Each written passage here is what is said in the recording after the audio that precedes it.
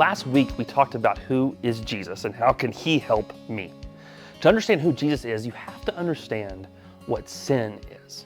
You see, in the story of the woman caught in adultery, you see all of the ways that sin destroys and corrupts the life of one person.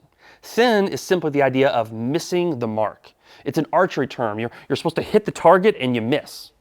The reality is that every single one of us missed the moral mark. Not only have we experienced hell on earth, we have created it for others because of our sin. Sin always wreaks havoc in our lives in these three ways. There's guilt, shame, and fear. You see it in this one story. The woman, she did break the law. She missed the target morally, and she was guilty, according to the Old Testament law. She was supposed to be stoned. She did a bad thing. Yet the people took it a step further, and they shamed her.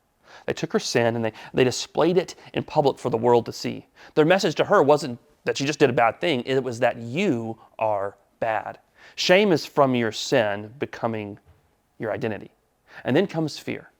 When we are ashamed or guilty, we can't help but become afraid of the reality that we are unlovable and invaluable.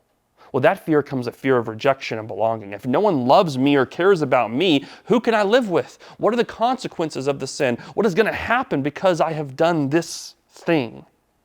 In this moment, Jesus begins to unravel the effects of sin in this woman's life. He shows that we are all guilty of sin, and no one has the right to condemn anyone else. He replaces her shame with honor by showing her love and value by the way he spoke and cared for her in her most shameful moment.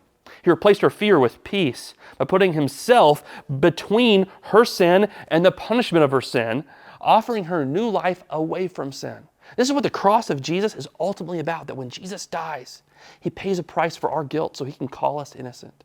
He takes on our shame so that he can give us the honor of becoming sons and daughters of God. He conquers our fear by taking upon himself the wrath of God and the ultimate punishment of all sin for all time. And only because of the cross can we all do what he tells the woman to do, which is leave a life of sin.